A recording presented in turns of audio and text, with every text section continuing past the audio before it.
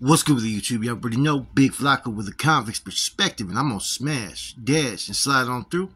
Little bit of energy. Please hit the like, subscribe, comment, do all those things to help support this channel, and hit that bell notification for future fire content. And as you can see by the title, man, I'm gonna talk about a topic that to give the viewers a better understanding, man. And this is just my perspective, my knowledge of it. There may be a little bit of corrections, right? But we're going to talk about the difference between Surenos and Southsiders, right? And the reason why is the other day I seen something on a comment. I was watching Upstate Point of View. Shouts out to Listo, his channel. He's talking about different Sureño videos, right? Southside videos. And see, someone commented right down south, talking about, something about that they don't know any better about the terms Southsiders and Sureños, right? And they're misusing it. The thing is back in the days, right, the 80s and early 90s, before a lot of these people now that are currently involved in the mix, we used to never hear the word Southside. It was always Sureños. Whether you were from down south or you were fucking an upstate Sureño. There was no upstate term as well. So a lot of these older videos, right, use the term Sureño.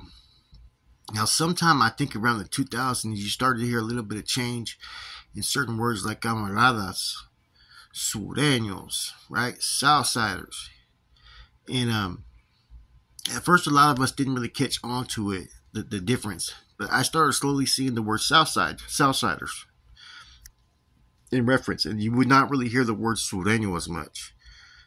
So next thing you know, I started getting a little bit more information. I was in the shoe, and I used to have a lot of interactions with individuals who held different type of categories.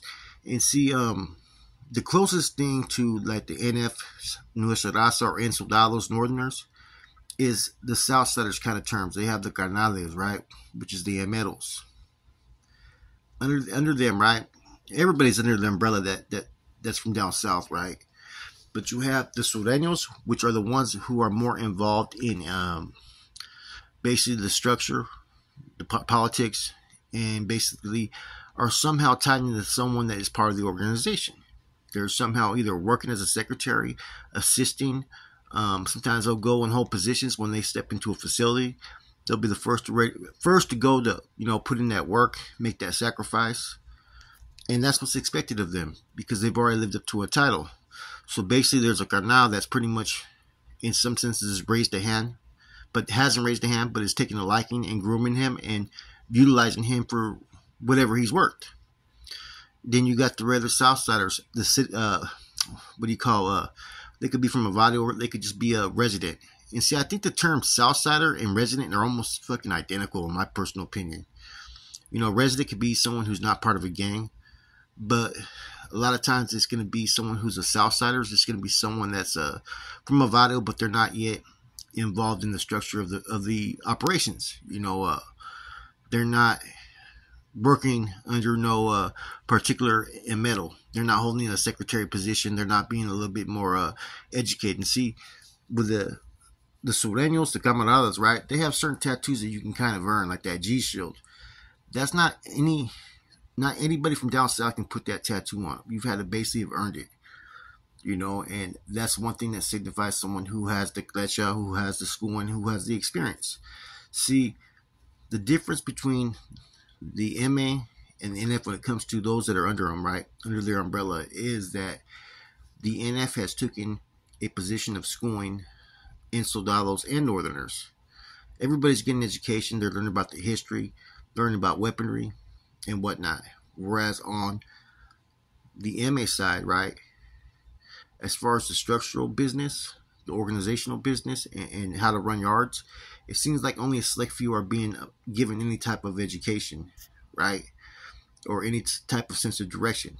As a Southsider, when you hit a prison yard, right, you're going to know the basic rules and regulations, forward your paperwork, comply with whatever the fucking regulations are for the yard, and you know what I'm saying, and show respect. And if your people got to get off, you're going to get off. They know the basics, right? The basic procedure. This is your area and all that.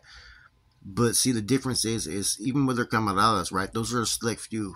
It's not like with the NR where there was a whole recruiting frenzy. You had a lot of hermanos, and they had a structure and a format, bonds and whatnot.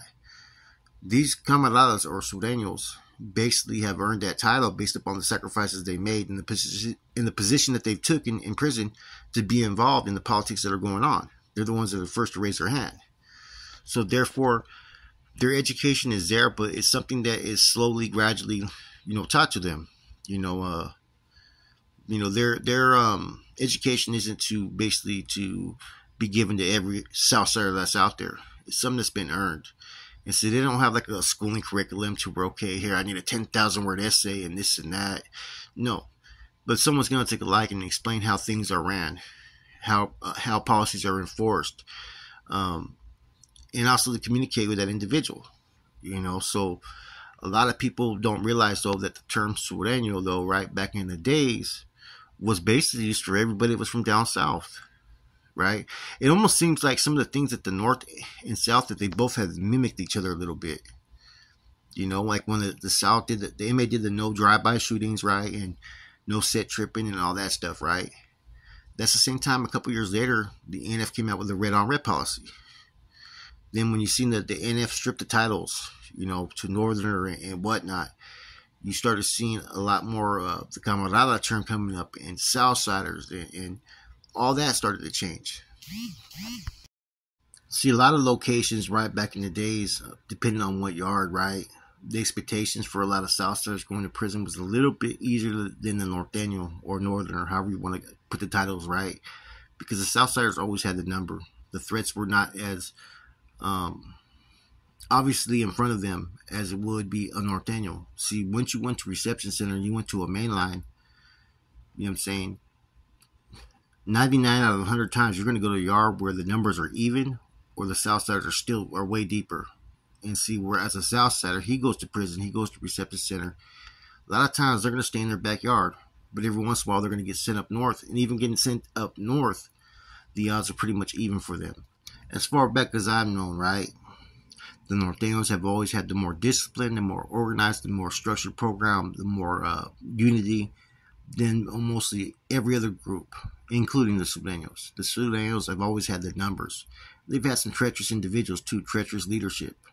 So, with that said, a lot of times the need for security and education is a lot less than it would be for a Norteño. A Norteño coming into the system, you're going to have to school them because the odds are against them every prison they go to almost.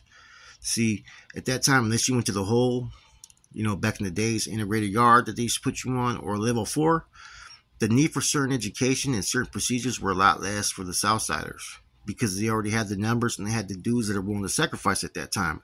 You got to remember, the 90s, a lot of murders were happening. The gangbanging scene was big down south, so there was a lot of Surenos hitting that system. So there's like I said, it's a whole different type of mindset between the two groups. Therefore, the MA has been able to, attach themselves to individuals who have similar goals. See, when they're working with a camarada, they're finding someone that wants to become an medal, who's going to make all those sacrifices. They're finding someone who's dedicated, who's making a commitment and an oath without doing so. And they're going to utilize that up and see if they're worthy or not. See if they can fucking hold their mug. See what they can do and see how productive they can be before they even offer membership. See, a lot of times they're going to make sure that they get as much that they can get out of this individual, right, before they even propose them to be a carnal. Because once they propose them, things start to change a little bit. So if you're fatting one individual's pockets and you're making certain agreements, there's certain people who've got that blessing based upon. See, the term resident to me is a little bit different than Southside Sureño, but then again, I don't know. It's been applied different. But to me, a resident is someone that's from down south that rocks with the other Southerners in their household, right? But then the South Side would be someone who's from a hood, a little bit more in tuned, right? And then to me, a camarada would be someone that's like a hermano, a seasoned individual who's involved in the activities. They're maybe the ones that hold the position. They're usually in contact with somebody. They've earned their stripes, basically. The resident Southsider part is almost identical. But see, sometimes I look at a resident as someone who's never ever banged or been involved in the mix. I look at the Southsider more as someone who's banged but hasn't earned his stripes. See, there's certain expectations that are going to happen for different individuals depending on location. A level 4, the shoe. In times of war, your people are going to have a lot more expectations of you. There's certain times where you can't say no, regardless of what your title may be viewed or what you're considered. And that goes even for the Norteños as well. When it's time of war, hey, everybody got to get ready to go handle their business. In a ready yard, all that. Because otherwise it's considered a cowardice act. Now, being a camarada does not necessarily mean that you're going to get pulled later on as an medal. In fact, a lot of times it means you're not going to. And as well as you got to remember too, if you're working alongside, a big homie, right?